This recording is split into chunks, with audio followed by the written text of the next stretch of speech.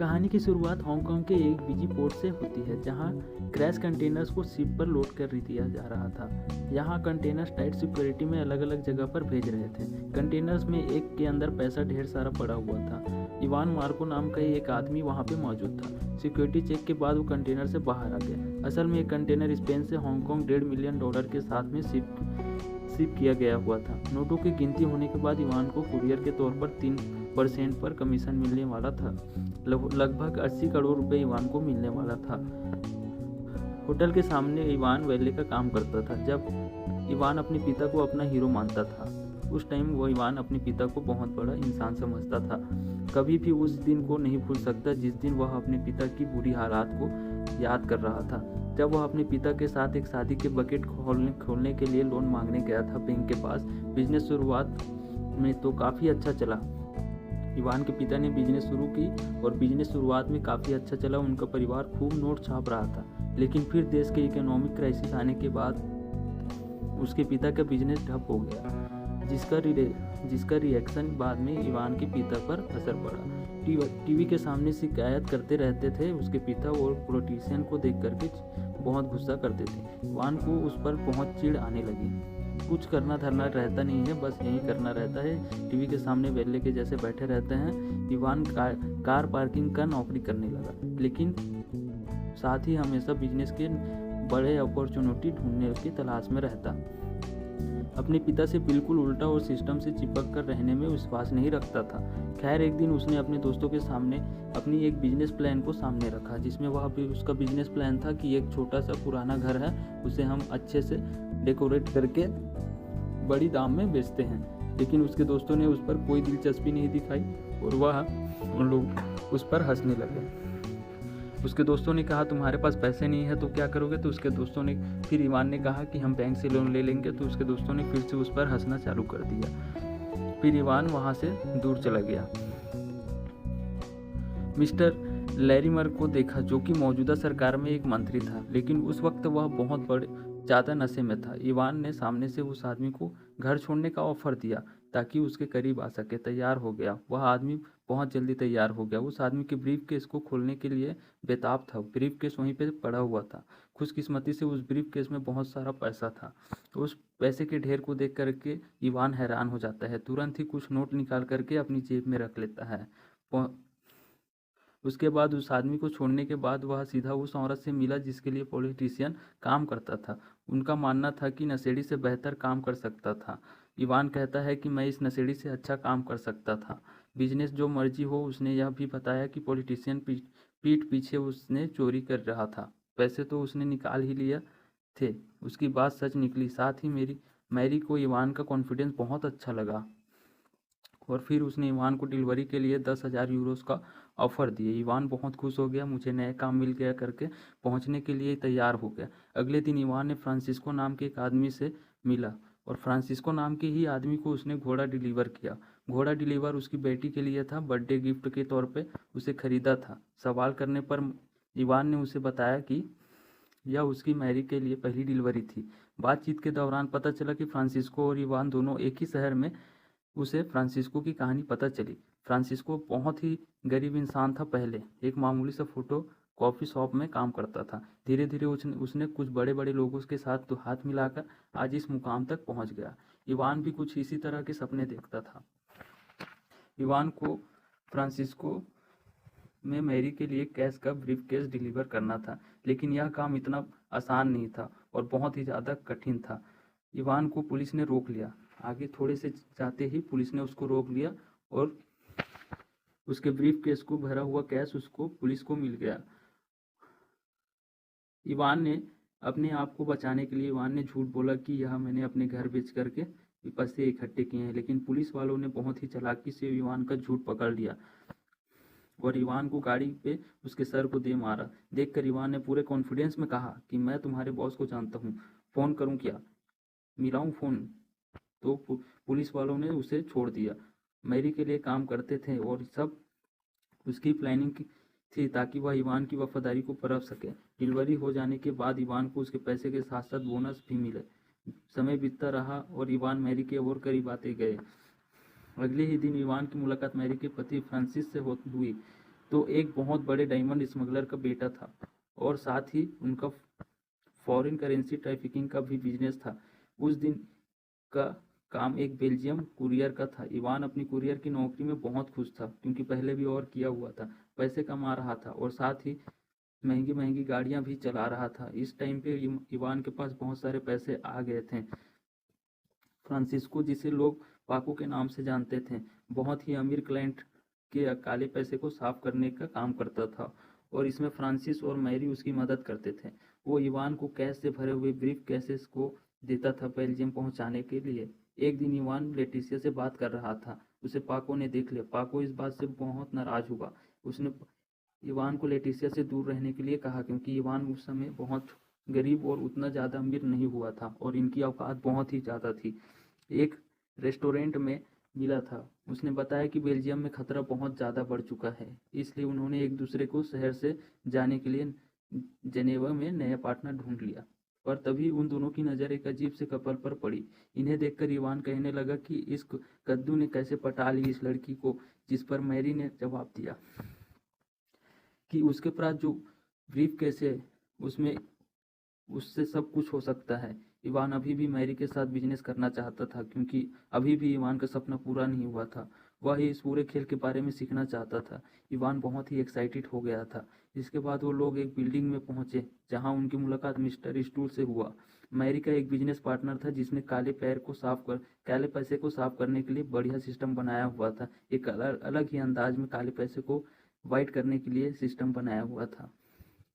इसके 3% कमीशन लेता था। कुछ देर बाद अपनी माँ से बात करता हुआ इवान ने उसी आदमी को टीवी पर देखा जिसकी वह सुंदर सी गर्लफ्रेंड थी।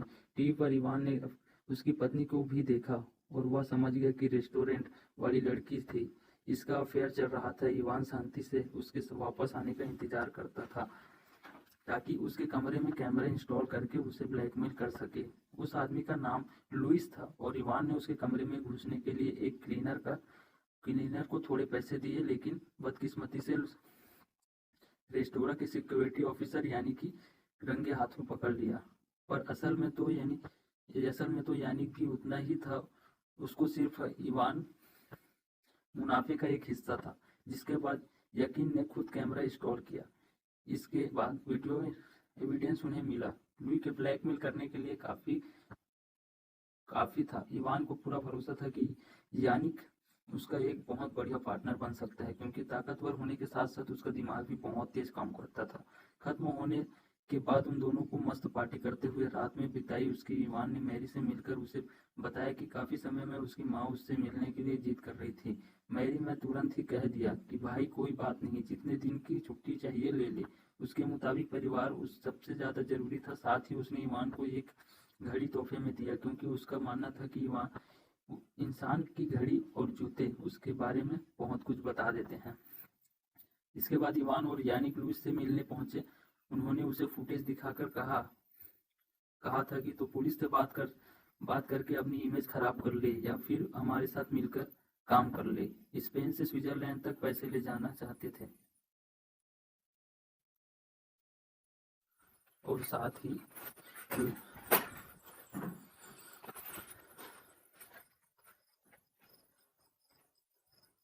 लुई के शहर में भी एक ब्रांच खोलना चाहते थे, जिसके लिए उन्हें लुई की जरूरत तो थी ही। शुरुआत में लुई थोड़ा हिचक रहा था, लेकिन मजबूरन उसे उनकी सारी शर्तों को मानना पड़ा। इसके बाद उसकी लुइस से डील हो गई। वीडियो डिलीट करने के बदले में वो उन्हें सारे मेन बंदों से मिलवा लिया। शुरुआत में इवान को इस बात का अंदाजा नहीं था कि पुलिस के स्पेशल यूनिट का इवेंट पर नजर रखे हुए थे। यहीं से हैंड इंस्पेक्टर रॉय ने इवान को पहली बार पता चला। जल्द ही लुई सपोर्ट और बैंकिंग के साथ इवान बड़े बड़े लोगों से मिलने लगा और उनका बिजनेस कैसे काम करता है समझता चला गया। साथ ही लुई ने इवान को अपना खास बताते हुए उन लोगों से उनका भरोसा भी बनवा दिया। इसके बाद इवान ने मैरी से मिला और उसे अपने बिजनेस के बारे में बताया, लेकिन मैरी को सिर्फ एक बात की चिंता थी कि फ्रेंड्स को उसकी इस हरकतों से खुश नहीं होगा, उसे नहीं अच्छा लगेगा। दो नए लड़के उसके क्लाइंट चुन रहे हैं क्योंकि अगर इवान और यानिक उनका काला पैसा साफ नहीं करेंगे तो फ्रांसिस्को लेकिन इवान का मानना था कि सब कुछ लिए काफी पैसा है। ईवान एक ऐसा बिजनेस तैयार कर चुका था कि जिसमें इतना पैसा है कि सोच भी नहीं सकता। साथ ही बताने के लिए ईवान मैरी को रुकने के लिए कहता है, लेकिन मैरी ने कहा कि वो क्रिसमस अपने परिवार के साथ मनाना चाहती है। जब ईवान अपने परिवार से मिलने मैड्रिड आया तो बहुत सारे तोहफे लेकर आया, लेकिन उसके पिता बिल्कुल भी खुश नहीं थे क्योंकि वो एक बार उसके काम के बारे में नहीं जानता था। लगातार ईवान से उसके काम के बारे में पूछने लगी। ईवान ने ऐसा नहीं कर दिया कि कुछ बड़े लोगों के साथ एक्सपोर्ट का काम करता हूँ, लेकिन उनकी बातचीत चलती बहस में बदल गई। पिता के लिए लड़ाई हो गई।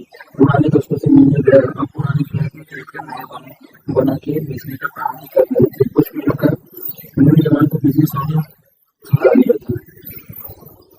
जैसे ईवान ने उन्हें सालों करने को कहा था, समय बीतते गए, पैसे आते गए और ईवान का बिजनेस चलता फिरता रहा।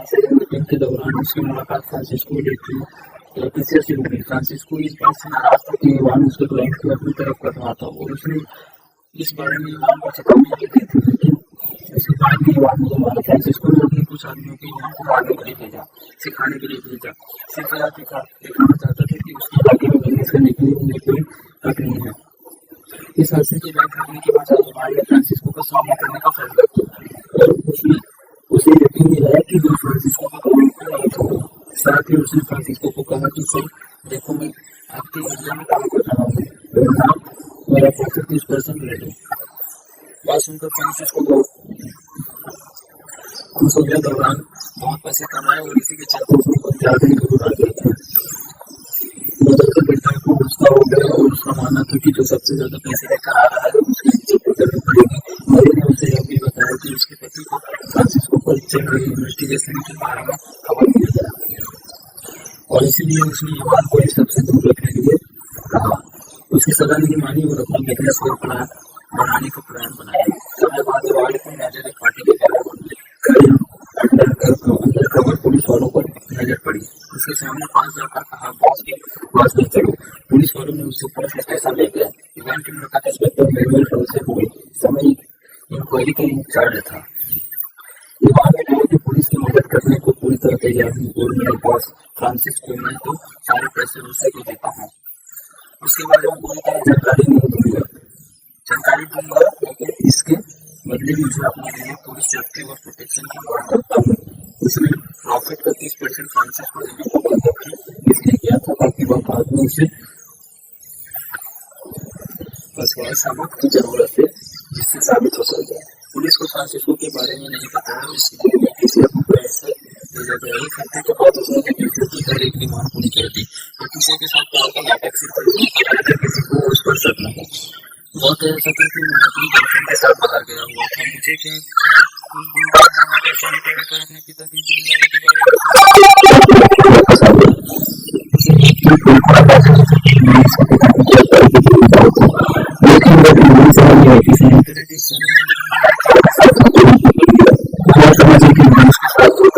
नाटक किया था। आज इसको कुछ तब तक पैर छुटकारा नहीं आता, तब तक लेकिन मेरी उसके पति फ्रांसिस्को जाने सही नहीं लगा क्योंकि पुलिस के पास उसका काम करने के चक्कर में इसलिए उन्होंने उसके बाद मार दिया। अभी तो नहीं अपने बिजनेस में इन्वेस्ट कर दिया। इसने अपने सारे बच्चों को पैसे उड़ा दिए। जब पैसे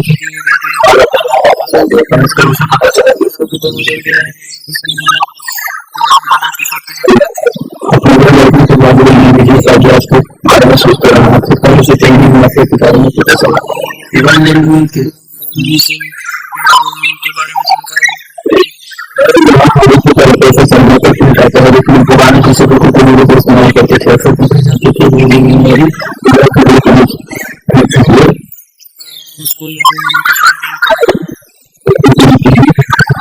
सबसे बड़ी दिक्कत यह थी कि सुबह में इसमें पैसे ले जाने निकलवाना इम्पॉसिबल सा हो गया।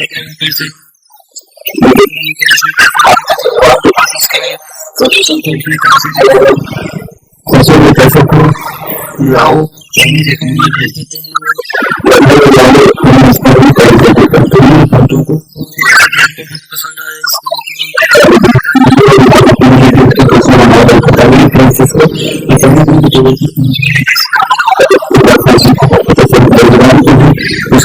कंटेनर्स को जगह दे दी थी।